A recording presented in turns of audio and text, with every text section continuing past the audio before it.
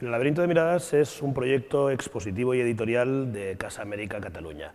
En realidad son 3 exposiciones que están itinerando por toda América con reflexiones sobre la comunidad iberoamericana de naciones. Es un proyecto que ahora trae el Ministerio de Cultura de España y por primera vez, después de 3 años viajando por un montón de países, se expone en Madrid. Yo estuve viajando antes de preparar el proyecto durante 3 años por varios países de América Latina para un proyecto del magazine de La Vanguardia de Cataluña.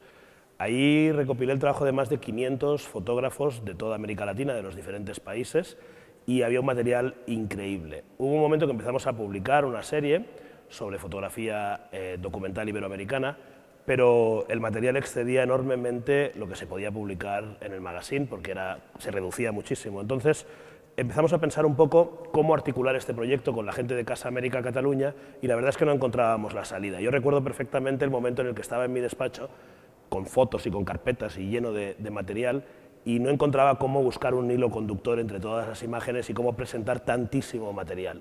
Y de ahí surge la palabra, es un laberinto de miradas porque había un montón de imágenes, miradas de diferentes fotógrafos, que en sí no tenían relación entre ellos, pero que al mismo tiempo mostraban un material importantísimo.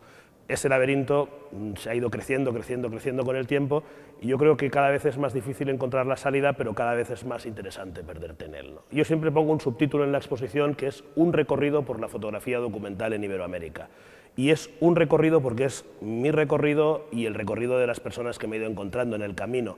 Cuando teníamos todo este material, estas más de 500, 600 fotógrafos que te digo, decidí articular un consejo de edición, que el consejo de edición era un poco como un comité de sabios que vieran el material y me ayudaran y me apoyaran para hacer la curaduría. Entonces vinieron 8 curadores de toda América Latina y de España también. Estaba Yata Canabrava de Brasil, estaba Mayu Moana de Perú, Ernesto Peñalosa de México, Eduardo Gil de Argentina, Marta Nin de España y Pepe Baeza también de España. Y nos reunimos durante 3 días en el 2007 en Barcelona para preparar el eje temático de este laberinto. Fue interesantísimo ver las reacciones que generó este consejo de edición, porque de alguna forma hubieron planteamientos muy distintos, ¿no? Una parte del consejo dijo, es importante revalorizar el documental en tanto testimonio, que las imágenes sean testimoniales, que las imágenes muestren realidades, cuanto más duras y descarnadas mejor, y otra parte del consejo editorial dijo, esto ya hoy en día no tiene ningún sentido, no hay que mostrar estas imágenes documentales tan aguerridas a la realidad, sino mostremos unas imágenes más artísticas, más semánticas, más metafóricas y que de alguna forma permitan al espectador reflexionar de otra forma y aproximarse a la fotografía de un modo distinto. Decidí incluir estas 2 vertientes en la exposición, decidí incluir las fotografías que tienen este aspecto más semántico, fotografías que tienen una línea discursiva más artística y fotografías que tienen una línea discursiva más hacia la realidad, ¿no? Entonces es este conglomerado el que yo te diría que es lo novedoso del laberinto, lo que de alguna forma permite que tengamos a autores que trabajan desde una perspectiva más contemporánea, más conceptual, y autores que trabajan desde una perspectiva mucho más directa, ¿no? De entrada yo tenía una idea de hacer un proyecto sobre América Latina y quedó un proyecto sobre Iberoamérica. Yo había recorrido América Latina y tenía fotos de América Latina, pero no habían fotógrafos españoles. Entonces hubo una cosa que fue muy interesante, que todos los fotógrafos latinoamericanos, los comisarios latinoamericanos dijeron, bueno, estamos cansados de que siempre se venga desde España y nos digan, esto es la fotografía latinoamericana, hay que mostrar esto, hay que mostrar lo otro, vamos a trabajar en una línea en la que tengamos la fotografía iberoamericana y por primera vez se incorporan también al mismo nivel discursos españoles y discursos portugueses con discursos americanos, ¿no? Recorrí 19 países de toda Iberoamérica y de todos ellos vimos material y estuvimos valorando material. Al principio yo pensaba que podía ser interesante tener también una reflexión que mostrara la riqueza de los diferentes países, pero eso se ha hecho mucho, ¿no? O sea, ya se han mostrado muchas cosas de los países en plan regional. Entonces, en el Consejo de Edición también se decidió que no íbamos a tener un recorrido regional, o sea, que no iban a estar representados todos los países, sino representadas las temáticas sobre las cuales se quería reflexionar. Entonces, de esa idea de generar esas miradas sobre estas temáticas, surgen 3 temas: identidades y fronteras, fricciones y conflictos y colectivos de fotografía. Y entonces establecemos toda una relación, unos vínculos entre los temas que se trabajan y unos nexos de unión entre los diferentes proyectos. De manera que quedan 36 fotógrafos de la primera exposición, Identidades y Fronteras, 35 fotógrafos en la exposición de fricciones y conflictos y quedan 16 colectivos seleccionados, con un total de casi 600 obras, las 3 exposiciones juntas, que han estado viajando por 18 países. Los países representados son casi todos. Ahí Centroamérica está muy bien representada y México con muchísimos fotógrafos, Brasil también con muchísimos fotógrafos, Argentina, que de alguna forma estos 3 países son las potencias fotográficas iberoamericanas, España, Portugal, y luego ya pues colateralmente pues tienes trabajos de Venezuela, de Colombia, de Uruguay, realmente está casi toda Iberoamérica representada. Yo creo que es absurdas estas calificaciones, ¿no? De emergente, joven, hasta los 35, hasta los... No, son discursos que encajan dentro de esta línea y hay gente muy reconocida. O sea, ahora estamos en la sala con Juan Manuel Castro Prieto aquí, ¿no? Y es como uno de los referentes de la fotografía española, o Maya Godet, que es una fotógrafa que ha estado en Magnum, o Ananke Asef, que es una artista reconocidísima en Argentina. Realmente creo que lo que también es interesante es que combinan los trabajos de gente muy reconocida con gente joven. Sí, obviamente, he tenido el interés especial de colocar trabajos de gente que no era tan conocida, porque eso es mi investigación, o sea, el estar tantos años viajando para contactar con fotógrafos me ha permitido conocer muchas cosas nuevas, pero no ha sido un criterio exclusivo. Yo he intentado ser lo menos excluyente. Yo creo que Laberinto de Miradas es un proyecto incluyente, que obviamente es una selección, una edición, pero que tiene miradas de muchísima gente, de muchas edades, de muchos aspectos distintos de América Latina. Hay algunos fotógrafos que están aquí que tienen un estilo propio y una forma de trabajar muy determinada, pero no hay diferencia entre una persona emergente o un fotógrafo ya consolidado. Es más sobre proyectos concretos y sobre ideas concretas que están planteando y plasmando, ¿no? No te diría así a nivel en términos genéricos, y hoy en día lo de menos en la fotografía es la técnica, ¿no? Es importante, pero ya no es... O sea, hoy hay cámaras tremendas y alucinantes que llevan los fotógrafos amateurs muchas veces, y a nivel técnico hay fotos increíbles, ¿no? Entonces, no es la técnica, yo creo que lo importante es la mirada, y a nivel de la mirada sí es fundamental. Hay una cosa que está pasando con la fotografía que ha sido la democratización de la herramienta, y que cada vez hayan más cámaras, y que cada vez hayan más fotos, y que cada vez más gente haga fotos. Eso es fantástico, pero genera también mucho ruido visual. Entonces, hoy en día los fotógrafos lo que tienen que hacer es afinar esa mirada y generar puntos de vista particulares sobre las realidades que fotografían. Yo he querido seleccionar imágenes que luego te vayas de la exposición con unas cuantas fotos que te están diciendo cosas, ¿no? Entonces, por experiencia y después de 27 montajes, pues a cada espectador le quedan unas distintas. Pero yo creo que sí que es una exposición que te deja memoria visual. Laberinto de Miradas es un proyecto que, como era inabarcable, mostrar la fotografía documental iberoamericana, ya de por sí casi el enunciado es complicado, ¿no? Entonces, poco a poco ha ido perdiendo sus ínfulas, y hemos hecho 3 recorridos distintos sobre diferentes aspectos, ¿no? Entonces, Identidades y Fronteras es una reflexión sobre la migración, y hemos elegido el color verde, no por un motivo, no por un determinado motivo, pero sí para identificar la exposición. Entonces, siempre se ha ido identificando la exposición a partir del color verde, y ahora que están jugadas juntas es muy útil porque de alguna forma generas un código visual que sitúa al espectador en cada uno de los espacios donde está. Fricciones y conflictos es el color rojo, con una alusión a la sangre y a la alerta, ¿no? Y colectivos de fotografía es el color amarillo, tampoco sin un motivo. Sí hay un interés cromático, los diseñadores de la exposición han estado trabajando en cómo plantear este recorrido y que quede claro y que cuando entres desde el principio te esté acompañando esta idea de las 3 exposiciones, pero de alguna forma es como para diferenciar. Me interesa generar recorridos donde hay una sorpresa escondida en cada sitio, donde el espectador tiene que pasar por una determinada cortina para llegar a algún lado, o detrás de las imágenes aparecen otras cosas que no estaban previstos. En la exposición tenemos cajas de luz escondidas, proyecciones escondidas, recorridos por donde tienes que pasar de un lado a otro.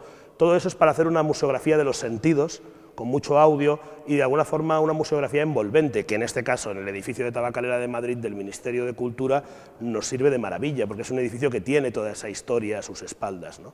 Entonces, hay una cuestión casi esotérica. Yo te diría que estas imágenes que están en esta exposición son imágenes que ya han estado en 27 países y este es el 28 montaje. Entonces, llevan consigo la carga de los miles de espectadores que los ha visto. Y puede parecer una tontería, pero yo te aseguro que estas fotos que están aquí solo en Chile las han visto 180.000 personas y han pasado por delante de las mismas imágenes. Entonces sí es importante que en ese recorrido sensorial, ese aspecto, están las cajas de las exposiciones, porque es una carga que lleva muchos años viajando y que transmiten un poco esa sensación, ¿no? A mí me gusta que en la exposición quede muy clara la historia del proyecto, las cosas que se han hecho alrededor, los talleres, la cantidad de gente que lo ha visto. Hay fotos de los montajes en Bolivia donde entran las comunidades indígenas a ver la exposición, ¿no? Y esa cosa queda, ¿no? Estas fotos estuvieron en el golpe de Estado de Honduras o estuvieron en el terremoto de Chile.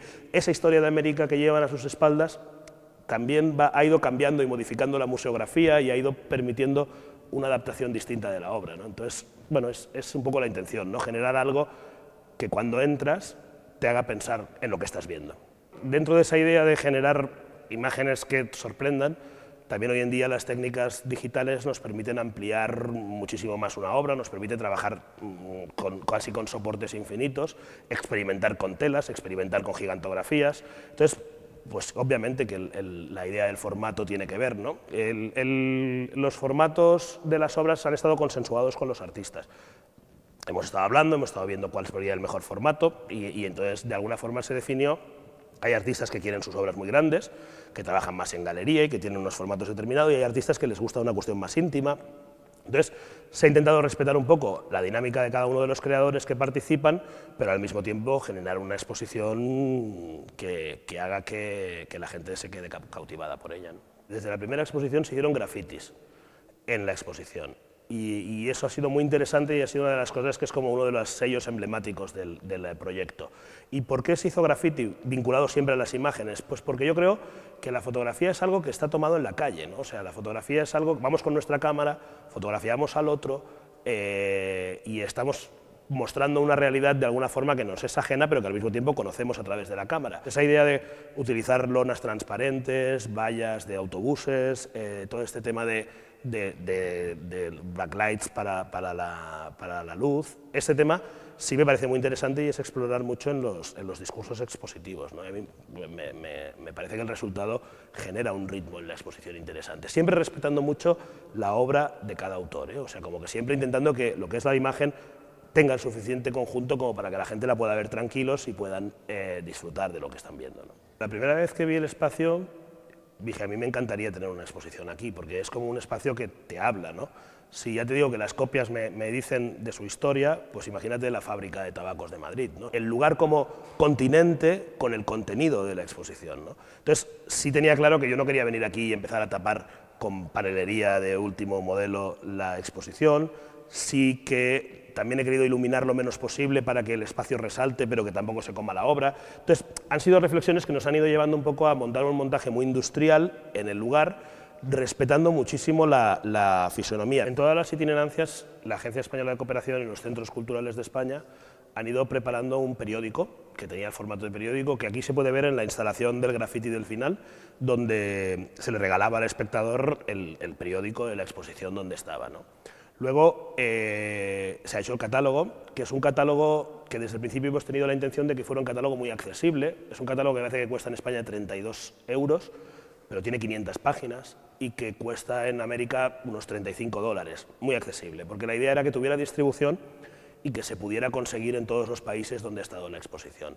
Y eso se está consiguiendo, el catálogo ya está llegando ahora y es un catálogo de distribución masiva para que todas estas realidades y para que esta muestra quede como un testimonio de lo que ha sido este proyecto. Las fotos pasan, los proyectos se visibilizan, quedan en la memoria de la gente que los vio, pero el libro, el catálogo, tiene un papel muy fundamental en el asunto, ¿no?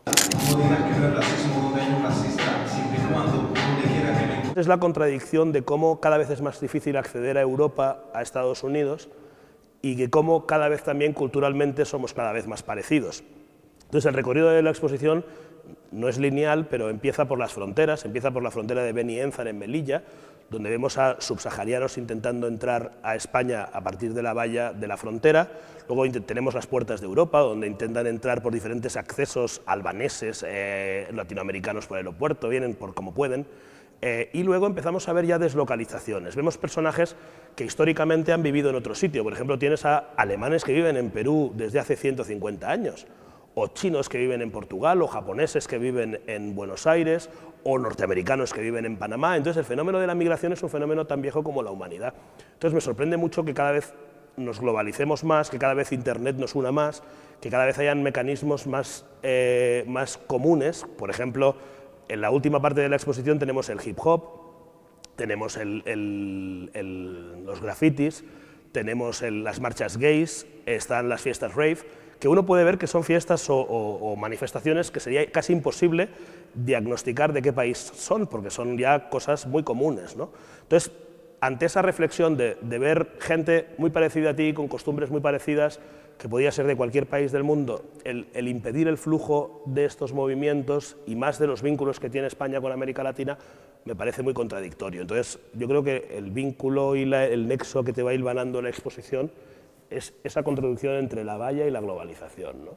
Entre levantar muros y generar contactos. Yo creo que hay un contraste enorme entre el nacionalismo y la reivindicación del folclore tradicional y el mundo globalizado. Entonces, eso me parece muy raro, ¿no? O sea, es como, yo soy español, pero viajo por América y me siento muy americano. Llevo más tiempo en América casi que en España y no dejo de ser español y estoy muy orgulloso de serlo. Además catalán, ¿no? Imagínate, ¿no? Es como que tiene muchas cosas y esa contradicción de necesidad de definirte continuamente que tienen los demás me parece muy sintomático en el mundo en que vivimos, ¿no? Entonces me encantaría vivir en un mundo donde no fuera importante de dónde has nacido, sino cómo te mueves y con quién te relacionas y qué cosas conoces, ¿no? Y poderte mover libremente y eso por extensión con todo el mundo, ¿no? Entonces nosotros no nos podemos imaginar la suerte que tenemos de tener un pasaporte europeo, pero yo he ido con amigos con amigos peruanos a Chile y no les han dejado pasar la frontera, por ejemplo, ¿no? Entonces hay mucha gente que no puede cruzar libremente y que no puede salir de sus países, ¿no? Entonces eso en Iberoamérica, en países hermanos tradicionalmente, ¿no? Entonces esa es la contradicción, ¿no? Esa es la sensación de decir, bueno, estamos hablando de que cada vez hacemos cosas más compartidas y que somos una gran comunidad y al mismo tiempo estamos poniendo fronteras cada vez más altas. Un poco la idea es que la gente reflexione sobre eso y que se cuestionen cosas, ¿no? O sea, uno ves muchas injusticias y ves muchas cosas que pasan que te dejan sorprendido, entonces es generar una discusión. O sea, yo creo que es muy difícil que nadie pueda dar una orientación clara sobre una identidad iberoamericana o no, porque hay muchas manifestaciones a favor y muchas manifestaciones en contra, y hay unos que opinan una cosa y otros que opinan otra. Yo creo que lo mejor es como poner sobre la mesa una serie de temas, como una baraja de naipes, y entonces que el espectador, a partir de este puzzle que le estamos ofreciendo, saque sus propias conclusiones. Y una de las cosas que me ha parecido increíble del recorrido y más bonitas es que en cada sitio los espectadores tienen lecturas diferentes de la exposición. Se valoró todas las posibilidades y se vieron todos los trabajos que en aquel momento yo recopilé sobre identidad y frontera. Pero obviamente la frontera de México con Estados Unidos, por ejemplo, y el tráfico migratorio hacia el norte es un tráfico fundamental en América, y obviamente España como puerta de entrada de un montón de inmigrantes hace unos años era muy potente, ¿no? Entonces, las principales puertas o las principales problemáticas de cada uno de los países donde acontecen estas cosas están especialmente bien representadas, ¿no? Entonces hay muchos trabajos de México y del flujo centroamericano, y hay muchos trabajos de ecuatorianos y argentinos y peruanos que venían hacia aquí, ¿no? Entonces sí hemos intentado tener una muestra representativa, ¿no? Este proyecto surge de un recorrido donde yo contacto con diferentes artistas y yo no he ido a buscar artistas sobre temas. Hemos visto en qué estaban trabajando los artistas y luego hemos establecido los ejes temáticos. Hemos estado viendo fotógrafos iberoamericanos y a partir de ahí hemos dicho cuáles son los temas que principalmente trabajan los fotógrafos y cómo puedo hacer una exposición representativa de este recorrido con diferentes realidades. Y como habían muchos fotógrafos que trabajaban con el tema de la frontera y de la identidad, hemos creado la exposición en ese sentido. La entrada de la exposición con la frontera de Beni Enzar y los subsaharianos entrando en el proyecto de Sergi Cámara me parece muy potente, ¿no? El trabajo de Eduardo Irose, que es un fotógrafo peruano que trabajó en la selva de Iquitos con una comunidad austrohúngara que huyó y se estableció allí, y hay un grado de endogamia y hay unos problemas de parentesco tremendos, también es un trabajo muy increíble. El trabajo que me está mirando ahora de estos niños de Rachel Mothman, que son niños deslocalizados, donde la fotógrafa es hija de estadounidenses que toda la vida ha vivido en Panamá, pero que nunca se ha relacionado con niños panameños, entonces ella fotografía esta burbuja dentro de Panamá, de norteamericanos en Panamá, me parece increíble, o la boda gitana de Vicente Paredes, que son unas manifestaciones culturales que, como además los gitanos tradicionalmente han tenido que emigrar y han estado en todos sitios, y están en América y están en Europa, esta manifestación realmente es transnacional. Son proyectos que de alguna forma representan muy bien la identidad de la exposición, ¿no? Y, por ejemplo, terminar con el Pixasao, el trabajo sobre el graffiti de Choque Fotos en Sao Paulo, pues es tremendo, porque como en todos los países se han hecho grafitis, pues también es una forma de ver esa representación. Es una reflexión sobre la idea de la frontera en un entorno cada vez más globalizado.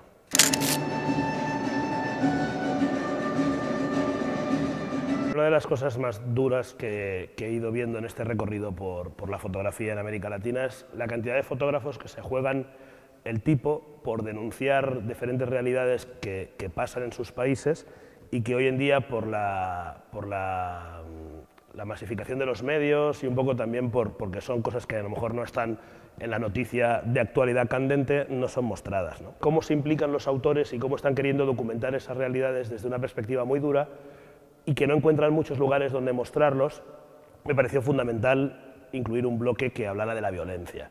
Entonces es una exposición que a mí me parece muy interesante porque nos aborda diferentes aspectos de la violencia contemporánea, pero al mismo tiempo sería la exposición que me hubiera gustado no mostrar nunca. He tomado la determinación de incluir proyectos que abordaran el tema de la violencia, huyendo del morbo y de la parte más escabrosa del tema, como que tampoco no era necesario, pero sí hablar de las problemáticas más importantes. Pues de esta forma, el narcotráfico, la erradicación de los cultivos, la desertización por el petróleo, la violencia de las pandillas, las maras, la droga, todos son temas que están muy presentes en esta exposición, ¿no? Creo que la exposición conjuga, o intenta conjugar, no sé si lo consigue, lo dirá el espectador, intenta conjugar el quehacer fotográfico, la profesionalidad del fotógrafo para mostrar esas realidades con lo que muestra.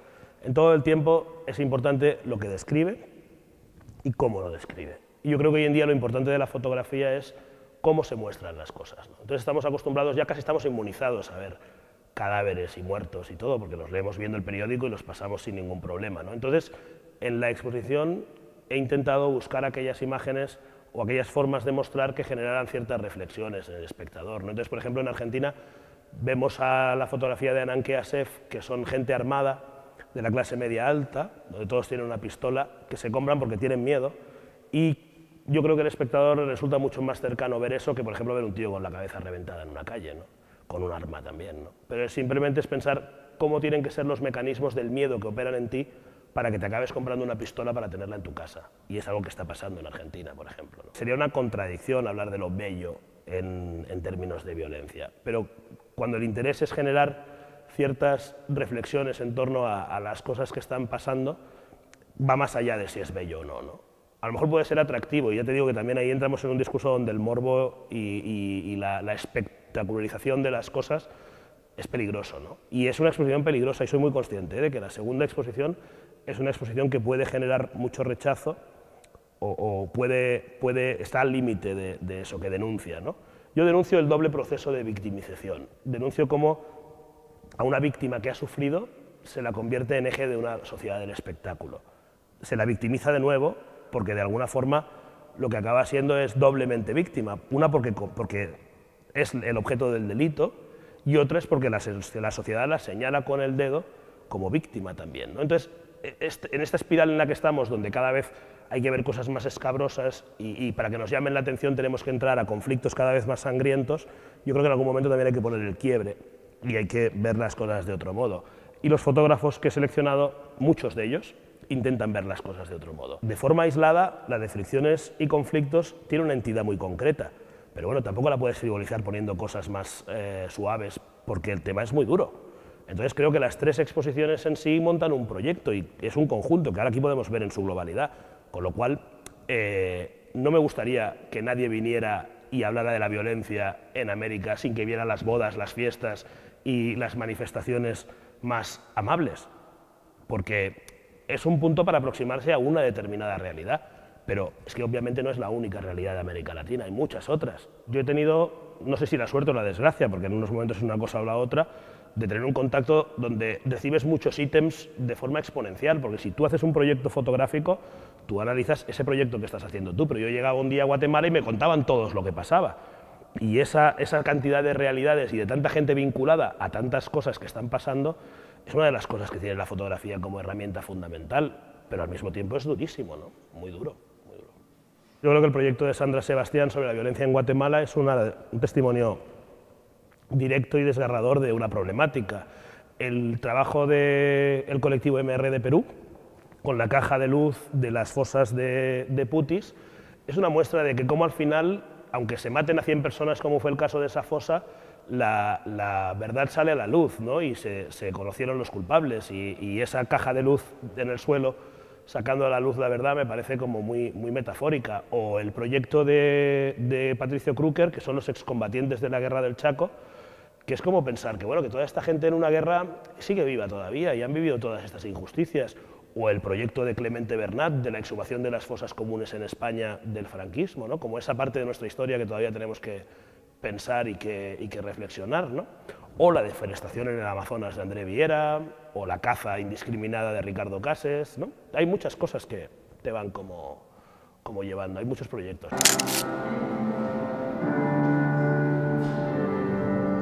Como son 3 exposiciones, son 3 bloques independientes y no tiene que ver uno con el otro, y el tercero realmente es el más distinto, porque en Laberinto 1 y Laberinto 2 tenemos un eje temático que te vincula a diferentes aspectos, y en el Laberinto 3, colectivos, como bien dices, no hay un eje temático, y además ya no es importante el sujeto fotografiado, sino que cambia el punto de perspectiva y estamos hablando de los fotógrafos. Es una exposición que habla de la organización de los fotógrafos. Entonces, dentro de los colectivos hay 2 tipos de colectivos, unos de acción social y otros colectivos profesionales. ¿Y por qué están representados en Laberinto los colectivos? Pues porque en este recorrido empecé a conocer a mucha gente que trabajaba en grupo. De alguna forma hay mucha gente que tiene que unirse para generar plataformas, ¿no? Entonces, en América y aquí en España está pasando que para conseguir visibilidad, que es lo que quieren los fotógrafos, pues tienen que trabajar en equipo, tener webs compartidas, y me di cuenta de que incluso hay proyectos que las individualidades suman para generar un proyecto más interesante, ¿no? Por ejemplo, en la entrada de la exposición está el colectivo CIA de Foto, con esos retratos increíbles de la gente que vive en un edificio ocupado, y que son fotos de 3 fotógrafos distintos que no firman individualmente sus obras y que trabajan en pro de un objetivo común y del desarrollo de la fotografía. Entonces, empecé a detectar como que me parecía interesante que hubiera un bloque destinado al trabajo en colectivo, pero casi como una cuestión de vanguardia, porque era algo que estaba pasando muy en ese momento. O sea, fue como agarrar estamos hablando de los 2000, y es cuando surge en España e Iberoamérica, en Francia es más antiguo, pero es cuando estos grupos empiezan a surgir, ¿no? Entonces, sí que es como un apartado distinto, que habla más de las formas de organización y habla más de qué es lo que ellos quieren mostrar como colectivo que del tema que están trabajando. Entonces, esta exposición es completamente diferente, porque de entrada yo ya no hago un guión curatorial. Cada colectivo muestra lo que quiere, y en cada pequeño grupo ellos han definido cómo mostrarse. Pero me parecía interesante que en una exposición que habla de Iberoamérica también hubiera un apartado donde cada uno, o sea, en este caso los colectivos, decidieran qué era lo que querían mostrar de sí mismos. Entonces lo que estamos viendo es lo que ellos han decidido mostrar, como ellos han decidido mostrarlo, con lo cual es ecléctico, es variado, no tiene mucho que ver un proyecto con el otro, pero son representaciones elegidas por los propios colectivos. Una de las cosas que me ha quedado más clara al trabajar con colectivos es que hay tantas formas de funcionar como colectivos. En este caso tienes 16 colectivos en la exposición y hay 16 formas distintas de funcionar. No hay una fórmula, no hay un tipo de colectivo determinado, cada uno de ellos lo articula como quiere, y si bien surge de una necesidad del mercado, en algunos casos, en otros no, son formas diferentes de trabajar. Entonces, por ejemplo, tienes el colectivo brasileño de CIA de Foto, que decide que no firman individualmente sus fotos y que trabajan en equipo, y es un colectivo también muy ideológico, porque los temas que trabajan y cómo los trabajan tienen una reflexión muy grande detrás y tienen un punto de partida muy compartido. Y hay otros colectivos, a lo mejor como No Foto, que no necesariamente tienen tanto contacto entre ellos, y cada uno va haciendo sus proyectos, y el colectivo les sirve como una plataforma de trabajo en grupo y como una plataforma, una serie de mecanismos donde tienen a alguien que les ayuda a distribuir sus imágenes, a organizar la web y toda esa cuestión, pero siguen firmando individualmente siempre sus propuestas, o casi siempre sus propuestas. No hay guión, y eso es muy importante. Cada colectivo se estructura como le da la gana, y cuando trabajas con ellos te das cuenta de que realmente hay fórmulas de trabajo muy distintas, ¿no? La diferencia entre un colectivo y una agencia es que ellos se determinan como tal, y aunque sea casi tautológico decirte, no he seleccionado agencias, Magnum es una agencia, he seleccionado colectivos, y solo porque ellos se llaman colectivos. Entonces, ellos mismos sabrán qué diferencia hay entre un colectivo y una agencia, en tanto ellos se determinan de esa forma. Para mí, la diferencia es que el colectivo tiene un interés de trabajar más en equipo y de plantear a lo mejor algunos retos conjuntamente. La agencia es normalmente es una plataforma de distribución individual, pero que se estructura en equipo.